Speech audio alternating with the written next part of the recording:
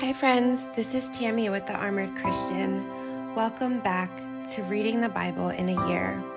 We are concluding day 40 in Exodus chapter 28, Clothing for the Priests. Call for your brother Aaron and his sons, Nadab, Abihu, Eleazar, and Ithamar. Set them apart from the rest of the people of Israel so they may minister to me and be my priests. Make sacred garments for Aaron that are glorious and beautiful. Instruct all the skilled craftsmen whom I have filled with the spirit of wisdom. Have them make garments for Aaron that will distinguish him as a priest set apart for my service. These are the garments they are to make: a chest piece, an ephod, a robe, a patterned tunic, a turban, and a sash. They are to make these sacred garments for your brother Aaron and his sons to wear when they serve me as priests. So give them fine linen cloth, gold thread, and blue, purple, and scarlet thread. Design of the ephod. The craftsman must make the ephod of finely woven linen and skillfully embroider it with gold and blue, purple, and scarlet thread. It will consist of 2 pieces, front and back, joined at the shoulders with 2 shoulder pieces. The decorative sash will be made of the same materials, finely woven linen embroidered with gold and with blue, purple, and scarlet thread. Take 2 onyx stones and engrave on them the names of the tribes of Israel. 6 names will be on each stone, arranged in the order of the births of the original sons of Israel. Engrave these names on the 2 stones in the same way a jeweler engraves a seal. Then mount the stones in settings of gold filigree. Fasten the 2 stones on the shoulder pieces of the ephod as a reminder that Aaron represents the people of Israel. Aaron will carry these names on his shoulders as a constant reminder whenever he goes before the Lord. Make the settings of gold filigree, then braid 2 cords of pure gold and attach them to the filigree settings on the shoulders of the ephod. Design of the chest piece. Then, with great skill and care, make a chest piece to be worn for seeking a decision from God. Make it to match the ephod using finely woven linen embroidered with gold and with blue, purple, and scarlet thread. Make the chest piece of a single piece of cloth folded to form a pouch, 9 inches square. Mount 4 rows of gemstones on it. The first row will contain a red carnelian, a pale green peridot, and an emerald. The second row will contain a turquoise, a blue lapis lazuli, and a white moonstone. The third row will contain an orange jacinth, an agate, and a purple amethyst. The fourth row will contain a blue-green beryl, an onyx, and a green jasper. All these stones will be set in gold filigree. Each stone will represent one of the 12 sons of Israel, and the name of that tribe will be engraved on it like a seal.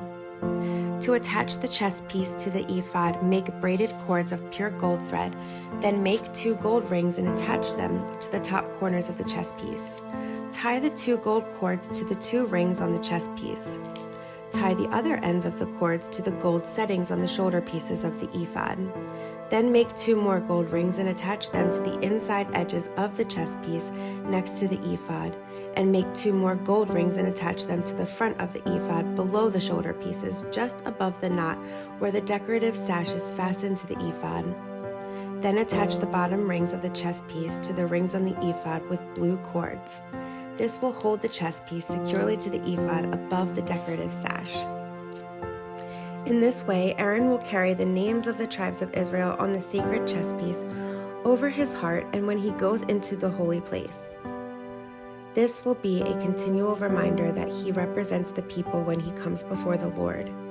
Insert the Urim and Thummim into the sacred chest piece so they will be carried over Aaron's heart when he goes to the Lord's presence.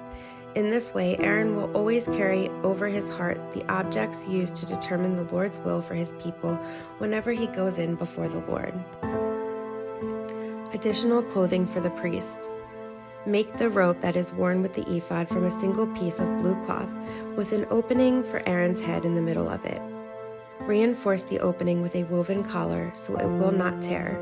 Make pomegranates out of blue, purple, and scarlet yarn and attach them to the hem of the robe with gold bells between them.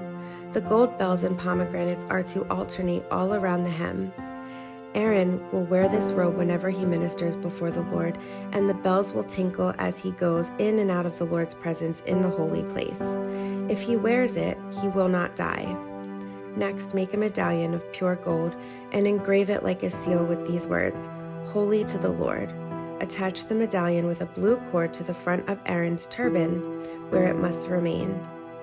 Aaron must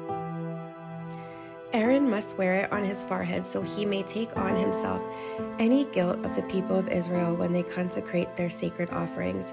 He must always wear it on his forehead so the Lord will accept his people. Weave Aaron's patterned tunic from fine linen cloth. Fashion the turban from this linen as well. Also, make a sash and decorate it with colorful embroidery. For Aaron's sons, make tunics, sashes, and special head coverings that are glorious and beautiful. Clothe your brother Aaron and his sons with these garments, and then anoint and ordain them. Consecrate them so they can serve as my priests. Also, make linen undergarments for them, to be worn next to their bodies, reaching from their hips to their thighs. These must be worn whenever Aaron and his sons enter the tabernacle or approach the altar in the holy place to perform their priestly duties. Then they will not incur guilt and die. This is a permanent law for Aaron and all his descendants after him.